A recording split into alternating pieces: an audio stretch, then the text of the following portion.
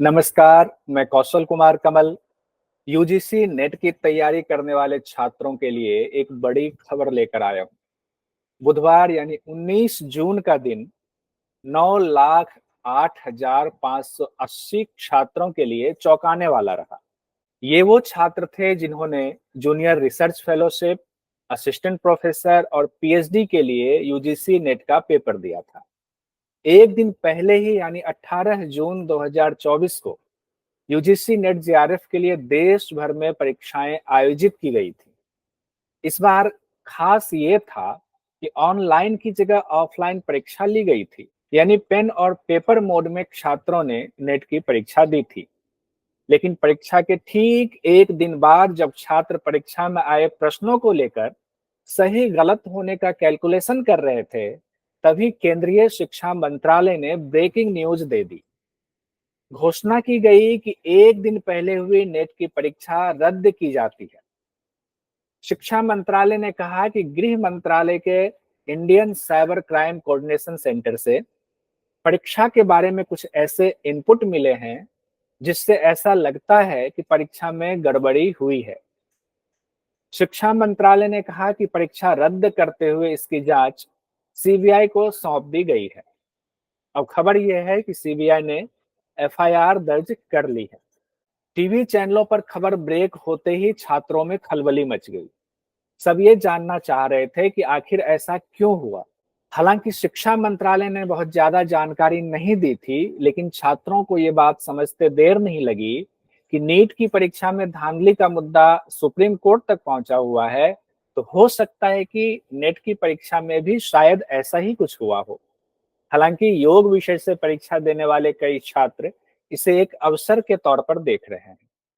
Net exam जो cancel हो चुका है, एग्ज़ाम कैंसिलेशन को पॉजिटिव वे में लेके अपन दोबारा पढ़ सकते हैं, क्योंकि एग्ज़ाम के जरिए अपन को पता चल गया कैसे का पैटर्न आ रहा है, क्वेश्चन का क्या लेवल आ रहा है, कौन से टॉपिक से क्या क्या आ रहा है।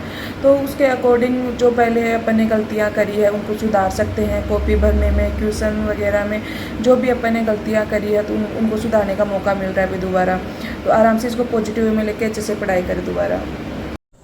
क्योंकि हम योग के विद्यार्थी हैं, इसलिए मैं इसको पॉजिटिव वे में लूँगी और आगे और अच्छा प्रयास करेंगे और अच्छी तरीके से तैयारी करेंगे। जो हमने पढ़ लिया है, जो हमारे मनोमस्तिष्क में आ गया है, वो तो हम नहीं भूलेंगे, तो उसके आगे और अच्छे से तैयारी करेंगे और यूजीसी नेट इसमें हमारी सहायता करे, यही आशा करते हैं। अब सवाल उठता है कि नेट की परीक्षा का आयोजन आखिर कौन करता है। तो आपको बता दें, यूजीसी नेट की परीक्षा का आयोजन 2018 से एनटीए यानी नेशनल टेस्टिंग एजेंसी के द्वारा किया जाता है। एनटीए सिर्फ यूजीसी नेट ही नहीं बल्कि नीट, सीयूईटी, जेईई, सीमैट आदि कई प्रतियोगी परीक्षाएं आयोजित करती हैं। एनटीए यानी नेशनल टेस्टिंग एजेंसी का गठन 2017 में किया गया था। तब मानव संसाधन विकास मंत्रालय, जो कि अब शिक्षा मंत्रालय है, ने इसका गठन किया था। दरअसल अभी 18 जून को जिस दिन पेपर हुआ, उस पेपर होने के ठीक बाद एनटीए की तरफ से एक प्रेस रिलीज जारी करते हुए ये बताया गया कि परीक्षा को सफलतापूर्वक पूरा करवा लिया गया है। ये एनटीए का दावा था। एनटीए ने कहा कि यूजीसी नेट 2024 में जो परीक्षा आज हुई है, उसको सफलतापूर्वक पूरा करवा लिया गया है। इसी प्रेस रिलीज में ये भी जानकारी दी गई कि देश भर के 317 शहरों में 1205 एग्जाम सेंटर बनाकर परीक्षा आयोजित की गई। एनटीए ने यह भी बताया कि 11,21,225 छात्रों ने रजिस्ट्रेशन कराया था, लेकिन 81% छात्र यानी 9,08,580 छात्र परीक्षा देने सेंटर पर पहुंचे थे और यह परीक्षा सफलतापूर्वक पूरी हो गई है। इस प्रेस रिलीज पर एनटीए के डायरेक्टर, जो एग्जाम से रिलेटेड डायरेक्टर हैं, राजेश कुमार जी का हस्ताक्षर है। लेकिन इस प्रेस रिलीज के 24 घंटे भी नहीं बीते थे कि सफलतापूर्वक परीक्षा करवाने के दावे पर सवाल खड़े हो गए। नुकसान स्टूडेंट्स का होता है। जो हिंदुस्तान के स्टूडेंट्स हैं, मैं जानता हूं कि आप इन एग्जाम्स के लिए महीनों सालों काम करते हो। ये आपका फ्यूचर है और आपके फ्यूचर से खिलवाड़ किया जा रहा है। इंक्वायरी चल रही है, एक को आपने कैंसिल कर दिया है, अब पता नहीं दूसरे को कैंसिल किया जाएगा या नहीं किया जाएगा, बट कोई ना कोई तो इसके लिए जिम्मेदार है और उनको एकदम पकड़ा जाना चाहिए और उन पे एक्शन लिया जाना चाहिए।